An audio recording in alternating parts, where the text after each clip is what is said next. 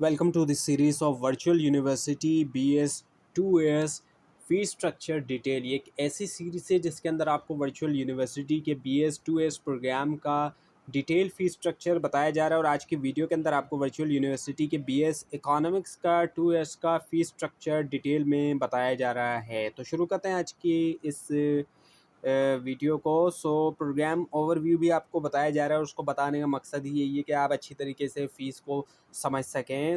ये प्रोग्राम जो है BS लैटरल इकोनॉमिक्स प्रोग्राम है, जिसको जो 2 years का प्रोग्राम है इसको BS लैटरल कहा जाता है वर्चुअल यूनिवर्सिटी के अंदर। ये 2 years के अंदर कंप्लीट होता है अगर आप डायरेक्ट क्वालिफाई करते हैं 3rd ईयर के अंदर।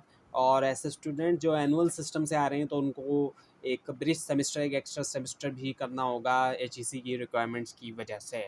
क्रेडिट एंड कोर्स वर्क की अगर हम बात करते हैं तो curriculum include 63 theory based credits with no practical और lab component to focus on economic theory. अब ये एक ऐसा डिग्री प्रोग्राम है जिसमें आपको अलग से कोई प्रैक्टिकल का कोर्स सब्जेक्ट शामिल नहीं है, इसमें कोई लैब नहीं है, इसमें थ्योरी वाले सब्जेक्ट्स हैं, कोर्स हैं, लेकिन प्रैक्टिकल के लिए प्रोजेक्ट और इंटर्नशिप वगैरह है।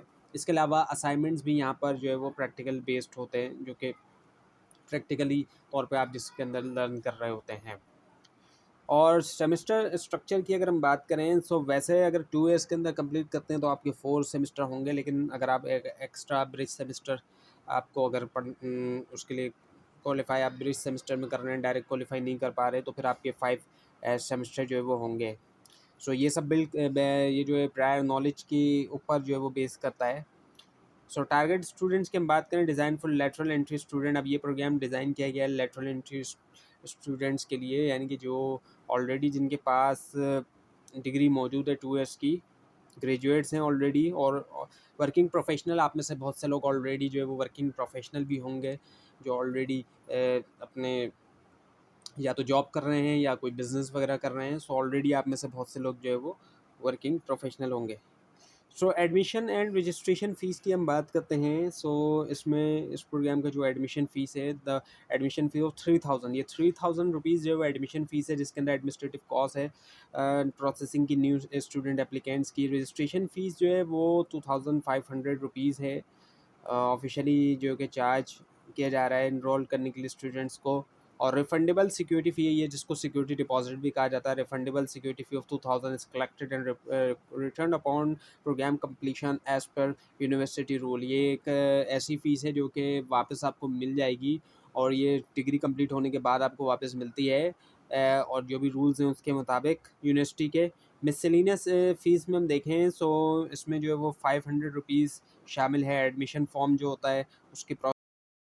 इसके अलावा 500 रुपीज़ आपने देने होते हैं societies, clubs and sport activities की। ये ऐसे स्टूडेंट्स के लिए हैं जो रेगुलरली कैंपस जाते हैं, जो बिल्कुल रेगुलर स्टूडेंट्स पढ़ते हैं, रेगुलर यूनिवर्सिटीज़ की तरह जाके यूनिवर्सिटी में पढ़ते हैं, वहीं जाके लेक्चर वगैरह लेते हैं। तो ऐसे स्टूडेंट्स के लिए होती है ये मतलब स्पोर्ट्स वगैरह की एक्टिविटीज़। और बाकी सेमेस्टर्स एंड ट्यूशन फ़ीस की अगर हम बात करें, जो सेमेस्टर एनरोलमेंट फ़ी है 1000 रुपीज़ जो है वो चार्ज की जाती है, ताकि स्टूडेंट जो है वो एक्टिव स्टूडेंट रहें। ऐसे स्टूडेंट जो एक्टिव स्टूडेंट हैं, जो स्टडी कर रहे हैं, तो उनके लिए, जिन्होंने अभी अभी प्रोग्राम अपना फ्रीज़ नहीं कराया, तो ऐसे स्टूडेंट्स को 1000 रुपीज़ देना होते हैं अपने एनरोलमेंट के लिए हर सेमेस्टर में। और ट्यूशन फ़ी की अब अगर हम बात करें, जो कि एक ऐसी फ़ी है जिसके बारे में ज़्यादातर लोग जानना चाहते हैं, 935 रुपीज़ जो है, ये जो है वो ट्यूशन फ़ी है, और ये पर क्रेडिट आवर के हिसाब से है। और जनरली तौर पे जो एक कोर्स है उसमें 3 क्रेडिट आवर्स होते हैं, 2805 रुपीज़ जो है वो बनती है एक कोर्स की, एक सब्जेक्ट की फ़ीस। तो अब आप इसको जितने भी कोर्स लेना चाहते हैं उससे मल्टीप्लाई करें, और आप अपनी हिसाब से जो है वो फ़ीस मालूम कर सकते हैं कि आपकी कितनी फ़ीस बनेगी। 2805 को आप 6 से करेंगे तो आपकी अपनी फ़ीस आ जाएगी 6 के हिसाब से। 4 से करेंगे 4।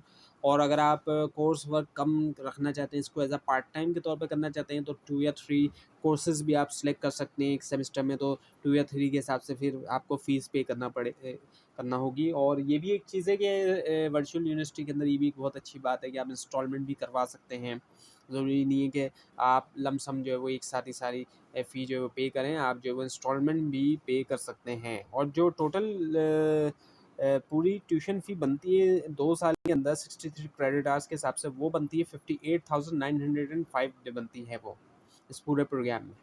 अब अगर हम देखें एडिशनल सेमेस्टर चार्जेस जो है, सो हर 100 रुपीज़ जो है वो फ़ी कलेक्शन चार्जेस जो है वो शामिल होंगे, और 500 रुपीज़ जो है वो शामिल होंगे एग्ज़ाम फ़ीस जो है। एग्ज़ाम होंगे इसमें आपके, और 2 एग्ज़ाम होते हैं, मिड टर्म अलग होता है आपका, और जो फाइनल टर्म होता है वो अलग होता है, सो दोनों एग्ज़ाम होंगे। अब अगर हम बात करें अदर फ़ीस की, सो इसमें वन टाइम फ़ीस शामिल होती है, और दूसरी जो स्पेशल पर्पस फ़ीस हैं, कॉन्वोकेशन फ़ीस होती है जो कि डिग्री कंप्लीट होने के बाद कॉन्वोकेशन होती है, जिसमें डिग्री जो है वो मिलती है स्टूडेंट्स को, और सबसे इम्पॉर्टेंट डे जो है वो स्टूडेंट की, यूनिवर्सिटी स्टूडेंट की लाइफ में उसको कंसिडर किया जाता है। सो ये 2000 रुपीज़ है, और ये ग्रेजुएशन सेरेमनी भी होती है एक तरह से। जो कॉन्वोकेशन होती है एक तरह की ग्रेजुएशन सेरेमनी होती है ये, और डिग्री सर्टिफिकेट जो है उसको इशू भी किया जाता है स्टूडेंट्स को। और एंडोमेंट फ़ंड फ़ी होती है जो कि वन टाइम ही पे करना होता है, ये 1000 रुपीज़ है, और इसको पे करने का मकसद ये है कि यूनिवर्सिटी की डेवलपमेंट और जो एकेडमिक क्वालिटी है उसको मेंटेन किया जाए। और आप देखते हैं कि वर्चुअल यूनिवर्सिटी बाकी यूनिवर्सिटीज़ के कंपैरिजन में कितना ज़्यादा बेटर है, यहाँ का जो स्टैंडर्ड है और जो क्वालिटी है अगर हम बाकी यूनिवर्सिटी से कंपेयर करते हैं तो। और इम्पोर्टेंस ऑफ फ़ीस की हम बात करें, so these fees sustain institutional growth and enhance educational opportunity for students. Obviously बात है, जितनी भी फ़ीस आप दे रहे हैं, और दूसरी फ़ीस भी अपने क्रेडिटार्स के अलावा भी, सो ये स्टूडेंट्स के लिए ही फ़ायदा है। इंस्टीट्यूशनल ग्रोथ हो रही है, और एजुकेशनल अपॉर्चुनिटीज़ के अंदर इजाफा हो रहा है स्टूडेंट्स की।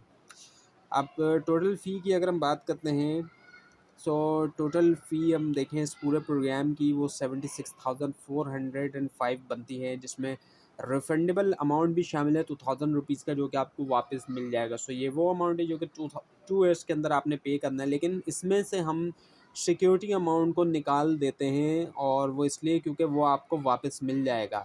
सो उस अमाउंट को अगर आप निकाल देंगे, सो 74,405, अब ये वो अमाउंट है जो टोटल आपने पे करना है 2 ईयर्स के अंदर। आप प्रोग्राम पूरा करते हैं तो टोटल ये अमाउंट आपने पूरे 2 ईयर्स के अंदर आप पे करेंगे, जो बहुत ही रीज़नेबल अमाउंट है। इसको आप अगर बाकी यूनिवर्सिटी से कंपेयर करते हैं तो बहुत ज़्यादा रीज़नेबल है। और एडमिशन फ़ी पेमेंट की हम बात करें, एडमिशन के टाइम पे टोटल जितनी पेमेंट्स आपने देनी होंगी, वो कितनी देनी होंगी, वो देना होंगे आपने 11,905 आपने टोटल पे करना होगा।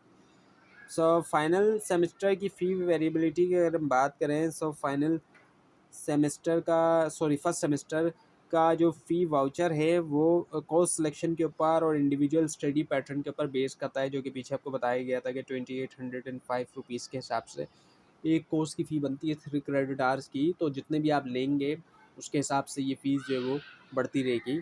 इसको 6 लेंगे तो उसको 6 से मल्टीप्लाई कर लें, 5 लेंगे तो 5 से, 3 लेंगे तो 3 से, 2 लेंगे तो 2 से, इस हिसाब से। तो वो अलग से इशू होगा, वो इस फ़ीस के ऊपर डिपेंड करता है, और उसकी आप इंस्टॉलमेंट भी करवा सकते हैं।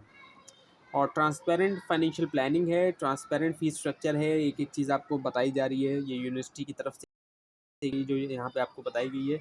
और ये हेल्प करता है स्टूडेंट को कि वो प्लान कर सकें अपने फाइनेंसिस को, अंडरस्टैंड कर सकें तमाम जितनी भी ऑब्लिगेशन हैं उन तमाम चीज़ों को। अब कुछ इम्पॉर्टेंट बातें हैं यूनिवर्सिटी की पॉलिसीज़ वगैरह और डिस्क्लेमर के हवाले से। रिफंडेबल फ़ी वो आपको मिलेगी, लाजमी मिलेगी, लेकिन जो भी यूनिवर्सिटीज़ की पॉलिसी से स्पेसिफिक रूल्स हैं उनके मुताबिक, और जो फ़ी कैलकुलेशन गाइडेंस है ये आपको जनरल गाइडेंस बता दी गई है, सबके लिए यही गाइडेंस होती है, और हर कोई इसी गाइडेंस को सामने रखते हुए अपने हिसाब से भी फ़ीस कैलकुलेट कर सकता है, ताकि अगर इस स्कीम से हट के कोई चलता है तो उसकी फ़ीस में वेरी करेगी, लेकिन इस स्कीम को जो व्यू की अपनी स्कीम है उसको फॉलो करेंगे और डायरेक्टली उसी के मुताबिक क्वालिफाई करते हैं तो बिल्कुल इसी हिसाब से फ़ीस रहेगी, वरना तो इसी गाइडेंस को सामने रखते हुए आप अपनी फ़ीस भी आराम से निकाल सकते हैं।